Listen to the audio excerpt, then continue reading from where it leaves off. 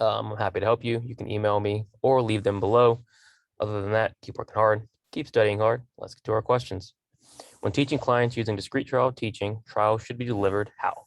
So discrete trial teaching is one of the most common methods of teaching when we are teaching clients a new skill, typically, okay? Very good for strengthening skills because you can deliver trials very rapidly, okay? A lot of reinforcement, a lot of feedback. So how should trials be delivered? Well, should they be slowly with a mixture of naturalistic teaching? No, we want discrete trials to be delivered quickly. That's the entire idea, right? We can run a lot of trials in a brief period of time, okay? So we can eliminate A and C because we don't want to deliver them slowly. So do we want it quickly with a brief pause in between trials or quickly with a mixture of naturalistic teaching? Well, ideally, we want discrete trials to be delivered quickly with brief pauses in between trials, okay? Because discrete trial teaching is very good for strengthening behavior and teaching it, okay? And once we have that down, then we can switch to more naturalistic teaching to maintain, okay, and generalize. But discrete trials should be delivered very quickly, feedback given, and then a brief pause before going into the next trial. Tony is a 5-year-old with autism. The primary barriers for Tony are communication. Tony struggles asking for things he wants and needs, although he does have the language to make requests. Typically, he will point at what he wants instead of using words. If we wanted to use differential reinforcement to improve communication, what should we do? All right, so pretty common with kids with autism who can't communicate. Instead, they'll point at things or they'll engage in behaviors to get their needs met. Either way, okay, we want to encourage the use of language whenever possible, especially for Tony, who does have the words, he just doesn't use them. So if we're going to use differential reinforcement, what do? Well, ask yourself, what is differential reinforcement? Differential reinforcement is reinforcing a target behavior, putting the other behaviors on extinction. So if we want Tony to use communication and not point as much, how would that look? Well, we're going to want to reinforce the language, put the pointing on extinction. So let's see. A, ignore Tony's pointing when he points at what he wants. Okay. Well, that's the extinction part, but in differential reinforcement, we also need the reinforcement part. Okay. So A is okay, it's just not quite complete enough. We're missing a major component. B, give Tony what he wants when he points, but prompt Tony to use words as well. Okay. This is, again, okay, but it's not true differential reinforcement, right? Because if we're giving Tony what he wants when he points, we're still reinforcing that behavior we're trying to get rid of. We need to put that behavior on extinction.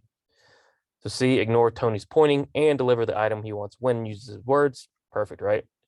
Tony's pointing is on extinction. Okay, we're ignoring it. When he uses his words, we've reinforced that. We're trying to increase using his words while at the same time decreasing the pointing. C looks good. Always read all of your answer choices. Okay, understand why the wrong ones are wrong. D, take away access to items when Tony points instead of using his words. That appears to be some sort of attempt at punishment. Okay, not what we're doing in differential reinforcement. We're using extinction and reinforcement. Okay, so ignore Tony's pointing and deliver the item he wants when he uses his words. 1 hour ago, Brianna had a tantrum. She just engaged in another tantrum that lasted 22 minutes. This behavior started 1 second after being denied access. She typically has a tantrum 2 times a day. What is the IRT of the tantrum behavior? Okay, so we're looking for inter-response time, which is the time in between 2 responses, but we have a lot of different numbers here, right? What do all of the numbers represent? Okay, well, let's start with engaging in a tantrum that lasted 22 minutes. That would be our duration, okay? So not our IRT, but our duration. The behavior started 1 second after being denied access. That is the latency, okay? And then she typically has a tantrum 2 times a day. That would be frequency or rate, depending on how you look at it. So if we're looking for the IRT, we need to go to the start of the question. It said 1 hour ago, Brianna had a tantrum. She just had another one. So the first tantrum happened, 1 hour passed. Second tantrum happened. Our IRT of tantruming is 1 hour. Okay, the time in between the 2 tantrum responses was 1 hour. Generalization is a crucial part of any treatment plan in ABA. We want generalization to occur where? Okay, so typically if we're not generalizing behaviors, okay, we're not really effectively doing our job. We want our behaviors to generalize as much as possible. It doesn't do us any good if the behavior only occurs where we teach that behavior. We want that behavior to occur everywhere, okay? So that being said, when we ask where do we want generalization to occur, do we want it across settings? Yes, we want, for example, we want it to happen in home and in school and in clinic, right? So we want it across settings. A looks good, but read all your answer choices, right? Always read all of the answer choices. B, across people. Sure, I want them to respond to me. I want them to respond to their parents, to their teachers. So generalizing across people is also important. Across time, do we want this to happen at all times of the day, right? So behavior typically happens in the morning, but it doesn't happen at night. We need it to happen all throughout the day. So we want it to generalize across time as well. So we want our behavior to generalize across settings, people, time. Therefore, we want generalization to occur from all the above. Generalization, we want it to occur everywhere, right? People, places, settings, times, everything, okay? Jeff was a brand new RBT on his first case working at his new company. During the first session, the client's dad is observing session and starts asking Jeff why he is running certain programs. He then asks if Jeff can focus more on independent living skills. How should Jeff respond? Okay, so pretty common if a parent is very involved in session, they might observe, which is totally okay. In this case, the client's dad started asking questions to Jeff about programs, and then he said, can we focus on independent living skills? Effectively saying, can we change the treatment plan? As an RBT, how should Jeff respond? Well, remember our task list, right? Only communicate with parents as authorized, okay? Understand your scope. So what should Jeff do in response? Jeff should build rapport with the parent, but he should refer the question to a supervisor. It's pretty good, right? Jeff still wants to maintain a good relationship with the parent, so he's not going to blow him off or be rude to him. But this question isn't necessarily within his scope as an RBT, okay? He is not authorized necessarily to change the treatment plan. So he should just refer the question to a supervisor, let a supervisor know that the dad was asking these questions, okay? So A is pretty good, but let's read all of our answer choices, see if we can find a better one. Jeff can explain why he is running the program and begin probing out the living skills. That's getting ahead of himself, okay? Maybe he can explain why he's running the programs. It's a simple program, but he shouldn't just start doing living skills because the parent said that, okay? It's ultimately going to be up to the supervisor, okay, and the parent what they're going to work on. So don't go probing things just yet. Communicate it to your supervisor, okay? See what they say, and then proceed from there, right? So Jeff should request that dad not observe session. No, dad is free to observe session, okay? That is not an issue. Jeff should write a program targeting independent living skills after explaining why he is running his programs. RBTs do not write programs, okay? RBTs can collaborate with your supervisors on programs, but we should not be adding our own programs just because we think it's the best. So ultimately, Jeff should build rapport with the parent, so establish good rapport and relationships, and then refer his question to the supervisor. Always refer out to your supervisor when asked questions about treatment plans, okay, or part of the client's day, right? Diets and that kind of thing. If you were asked to graph behavior data for your client, you would graph the time component on the what and the behavior data on the what. Okay, so think about our graphs, okay? Think about our study guide. On the graph on the study guide, where does time go and where does behavior data go? Okay, well, we have our horizontal axis, which is the x-axis, and our vertical axis, which is the y-axis. Okay, where does time belong? Where does behavior data belong? Okay, well, we know time goes on the horizontal or x-axis. Behavior goes on the y-axis or the vertical axis. So we just need to find that answer choice and pick that. A, okay. You would graph time on the y-axis and behavior on the x-axis. No, we need to flip that around, okay? Time needs to go on the x-axis, behavior on the y-axis. So what about time on the horizontal axis and behavior on the vertical? Yes, right? Time is on that horizontal x-axis, behaviors on that vertical y-axis. So B is our answer. What about C? Well, vertical axis, horizontal axis is the same as A, and we know that's incorrect. And then x-axis, horizontal axis are the same thing. So our answer here is B. Time goes on the horizontal axis, behavior on the vertical. Your family is coming in town to visit for Thanksgiving. They have a 4-hour flight that lands around 8 p.m. on Friday night. While sitting at home, you receive a text from your mom that says, just landed. You go to your car, drive to the airport, and pick up your parents. The SD for going to your car was what? Okay, so we're looking for the discriminative stimuli for going to your car. So remember, the SD is an antecedent. It evokes a response, and it signals reinforcement is available. Okay, so going to your car is in response, okay, because you now can receive reinforcement for getting in your car, driving to the airport, and picking up your parents, right? That being said, what is the SD? Well, let's look what happened just before you went to your car. Okay, there's a 4-hour flight, right? We know that around 8 p.m. on Friday night. You're sitting at home, and then you receive a text from your mom that says just landed. Okay, once you get that text, you go to your car and pick up your parents.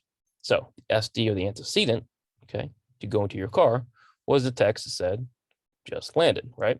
It wasn't the 4-hour flight. It wasn't the 8 p.m. landing time. It was just a text message from your mom. What happened right before you got to your car? Okay, it was the antecedent, and it was signaling that reinforcement was available for now going to your car. Okay, because now you can go pick up your parents, right? They just got to the airport. Which of the following would be the best way to follow a least to most prompting procedure? So remember, in ABA, typically we're going to prompt either least to most, starting with the least intrusive prompt and working our way as needed to the most intrusive prompt. So the least intrusive prompt might be a gestural prompt. The most intrusive prompt might be a full physical prompt, right? Or we can do most to least, where we start with that full physical and work our way down to the gestural. In this case, we want the least to most, okay? So we're looking for the sequence that has us going from the least intrusive prompt to the most intrusive. So A, we have modeling, verbal, and gestural. Well, modeling is more intrusive than verbal and gestural, okay? So this would be more of a most to least and not a least to most. So A is not our answer. Verbal, partial physical, modeling. Again, partial physical, okay, is more intrusive than modeling, right? So again, this is not a least to most prompting procedure. If you were to switch around partial physical and modeling, it would be, okay? But given this order, we can't accept it. Verbal, modeling, partial physical. There we go, right? We have our verbal, which is the least intrusive. Modeling, it's more intrusive, more than verbal, but less than partial.